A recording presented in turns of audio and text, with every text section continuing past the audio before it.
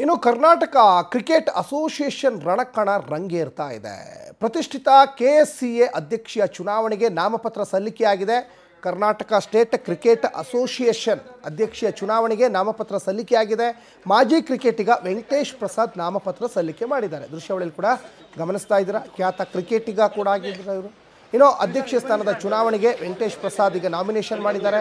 ಇನ್ನು ಬೆಂಬಲಿಗರ ಜೊತೆಗೂಡಿ ನಾಮಪತ್ರವನ್ನು ವೆಂಕಟೇಶ್ ಪ್ರಸಾದ್ ಸಲ್ಲಿಕೆ ಮಾಡಿದ್ದಾರೆ. ನವೆಂಬರ್ 30ನೇ ತಾರೀಕು ಕರ್ನಾಟಕ ಸ್ಟೇಟ್ ಕ್ರಿಕೆಟ್ ಅಸೋಸಿಯೇಷನ್ ಅಧ್ಯಕ್ಷೀಯ ಚುನಾವಣೆ ನಡೆಯುತ್ತೆ. ಈ ಬಾರಿ ವೆಂಕಟೇಶ್ ಪ್ರಸಾದ್ ಮತ್ತು ಬ್ರಿಜೇಶ್ ಪಟೇಲ್ ಬಣದ ಒಂದು ಪೈಪೋಟಿ ಕೂಡ ನಡೆಯುತ್ತೆ ಅನ್ನೋದು ಕೂಡ ಗೊತ್ತಾಗ್ತಾ ಇದೆ. ದೃಶ್ಯಾವಳಿಯಲ್ಲಿ ಕೂಡ ಗಮನಿಸ್ತಾ ಇದ್ದೀರಾ. ಅಧ್ಯಕ್ಷೀಯ ಸ್ಥಾನದ ಅಲ್ಲಿ ಆಕಾಂಕ್ಷಿ ಕೂಡ ಆಗಿದ್ದಾರೆ, ಅವರು ಅಭ್ಯರ್ಥಿ ಕೂಡ ಆಗಿದ್ದಾರೆ. ನಮಸ್ಕಾರ. ಹೌದು, ಇವಾಗ ಫೈಲ್ ಮಾಡಬೇಕಾಯ್ತು ನಾಮಿನೇಷನ್ಸ್ ನ. ಸೊ ಅದನ್ನ ಮಾಡಿದ್ವಿ ನಾವು. ಟೀಮ್ ಗೇಮ್ ಚೇಂಜರ್ಸ್ ಅಂತ ನಮ್ಮ ಟೀಮ್ ಹೆಸರು. ಸೊ ನಾನು ಪ್ರೆಸಿಡೆಂಟ್ ಗೆ ನಾಮಿನೇಷನ್ ಮಾಡಿದ್ದೀನಿ, ಹಾಗೇನೆ ಫೈಲ್ ಮಾಡಿದ್ದೀನಿ ನಾಮಿನೇಷನ್ ನ. ಇಲ್ಲಿ ನನ್ನ ಜೊತೆ ವಿನಯ್ ಮೃತ್ಯುಂಜಯ ಅವರು ಇದ್ದಾರೆ, ಸುಜಿತ್ ಸೋಮಸುಂದರ್ ಇಂಟರ್ನ್ಯಾಷನಲ್ ಕ್ರಿಕೆಟರ್ ಇದ್ದಾರೆ, ಅಂಡ್ ಕೆಲವು ಕ್ರಿಕೆಟರ್ಸ್ ಮತ್ತೆ ಅಡ್ಮಿನಿಸ್ಟ್ರೇಟರ್ಸ್ ಒಂಥರ ಸಕ್ಕದಾಗಿ ಕಾಣಿಸ್ತಾ ಇದೆ. ನಮ್ಮ ಟೀಮು ತುಂಬಾ ಚೆನ್ನಾಗಿದೆ.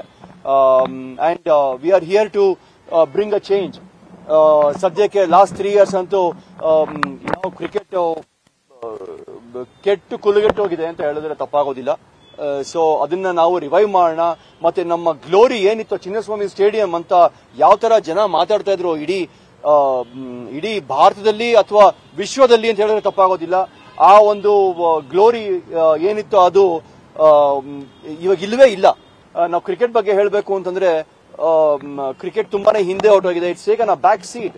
ಮತ್ತೆ ಬರೀ ಕ್ರಿಕೆಟ್ ಮಾತ್ರನೇ ಅಲ್ಲ, ಇಲ್ಲಿ ನಮ್ಮ ಕ್ರಿಕೆಟ್ ಸ್ಟ್ರಕ್ಚರ್ ಮಾತ್ರನೇ ಅಲ್ಲ, ಈವನ್ ದಿ ಇನ್ಫ್ರಾಸ್ಟ್ರಕ್ಚರ್ ಕೂಡ ಅಷ್ಟೇ. ಏನೇನು ನಮ್ಮ ಅನಿಲ್ ಕುಂಬ್ಳೆ ಮತ್ತೆ ಜವಗಲ್ ಶ್ರೀನಾಥ್ ಅವರು, ನಾನು ಅವಾಗ ವೈಸ್ ಪ್ರೆಸಿಡೆಂಟ್ ಆಗಿದ್ದೆ, ಅವರು ಪ್ರೆಸಿಡೆಂಟ್ ಮತ್ತೆ ಸೆಕ್ರೆಟರಿ ಆಗಿದ್ರು, ಅದು 2010ರಿಂದ 13ರಲ್ಲಿ. ಸೊ ಏನೇನು ಮಾಡಿದ್ದು ಇವಾಗ ಲಾಸ್ಟ್ 3 ವರ್ಷದಲ್ಲಿ ಎಲ್ಲ